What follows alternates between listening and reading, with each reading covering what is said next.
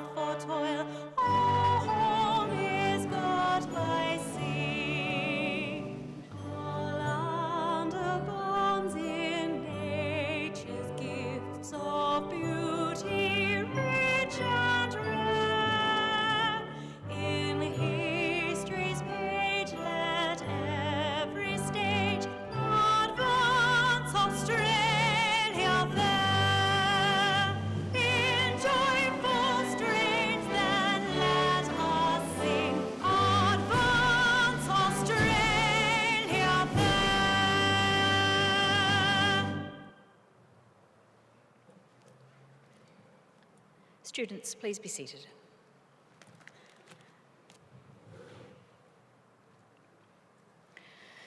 The Australian War Memorial was the vision of Charles Bean, Australia's first World War official historian. Bean landed with the Australian troops on Gallipoli and stayed with them at the front through to the end of the war.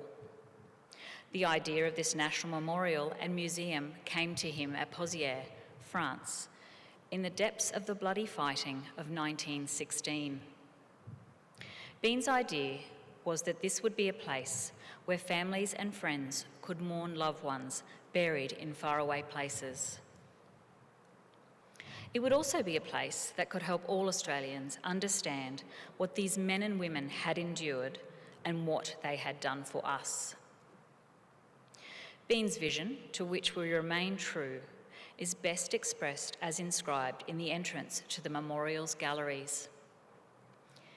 Here is their spirit in the heart of the land they loved, and here we guard the record which they themselves made. Tonight we will read the story behind just one of those on the Roll of Honour, which lists the names of more than 103,000 men and women who have given their lives for us in war and on operations for more than a century. But first, we present a lament, Flowers of the Forest. Wreaths or floral tributes will now be laid at the base of the Pool of Reflection.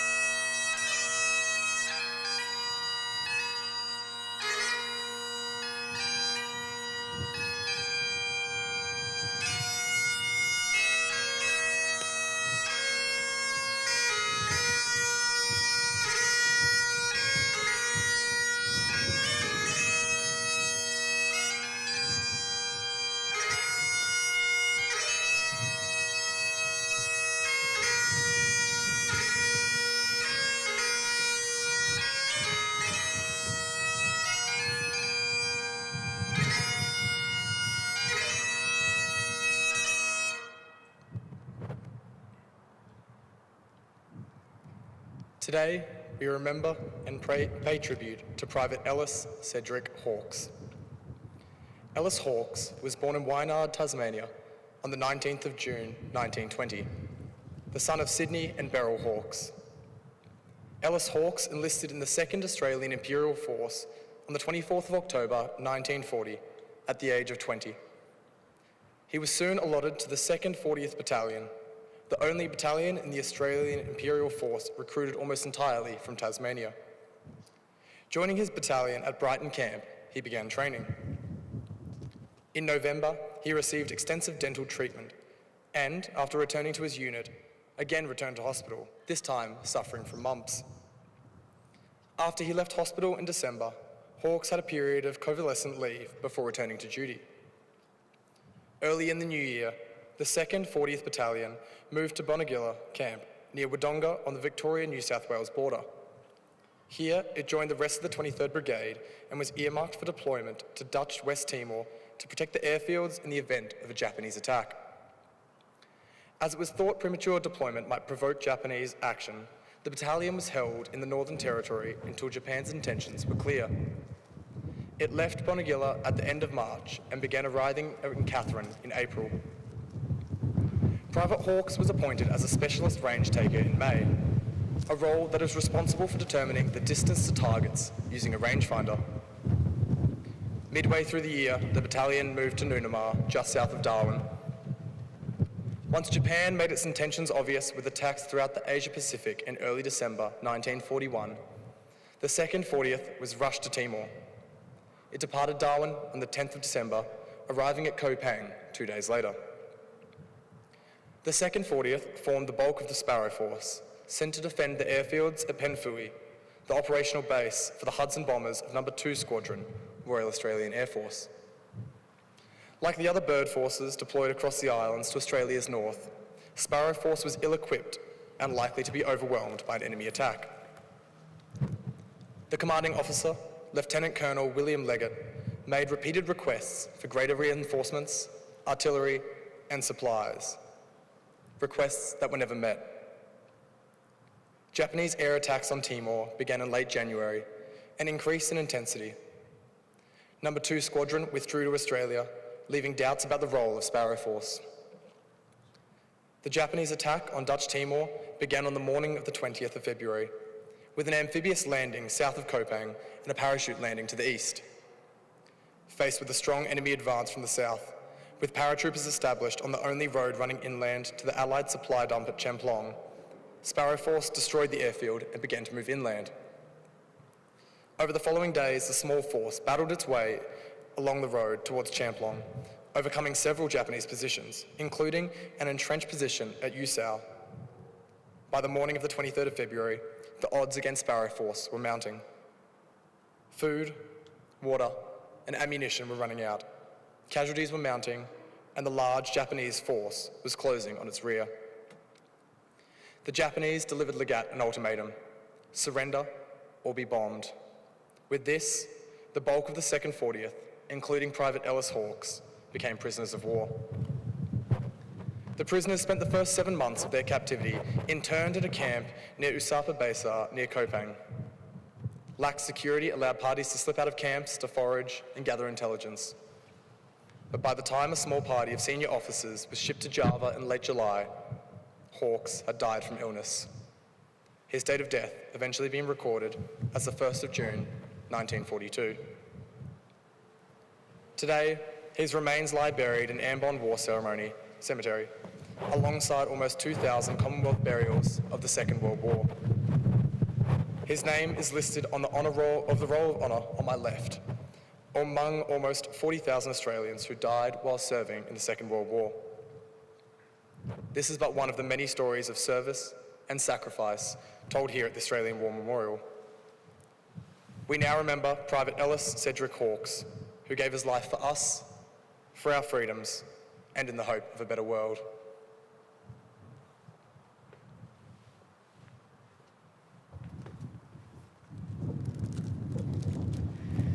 Please stand for the reading of the Ode and the sounding of the last post.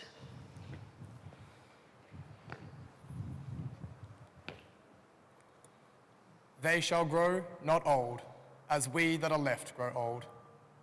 Age shall not weary them, nor the years condemn. At the going down of the sun, and in the morning, we will remember them. We will remember them.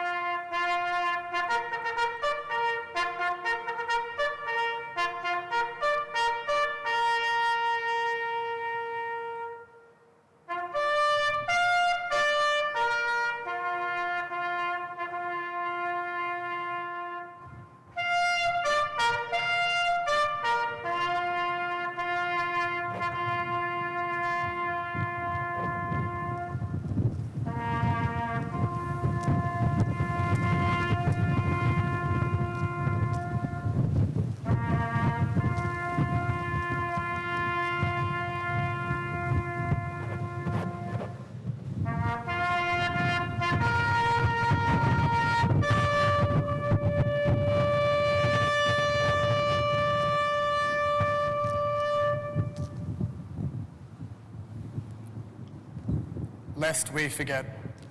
Lest we forget.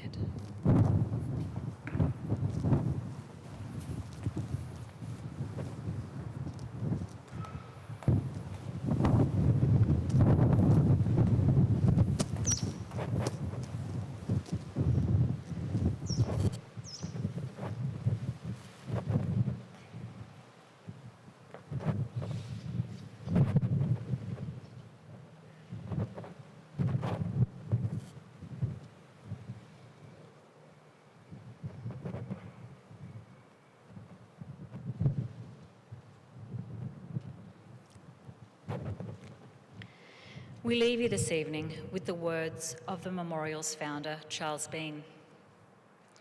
Many a man lying out there at Pozières or in the low scrub at Gallipoli, with his poor, tired senses barely working through the fever of his brain, has thought in his last moments, well, it's over. But in Australia, they will be proud of this. Ladies and gentlemen, girls and boys, that concludes the last post ceremony. On behalf of the Director, staff and volunteers, thank you for visiting the Australian War Memorial today and for your continued support during the Memorial's development project. We wish you all a very pleasant evening.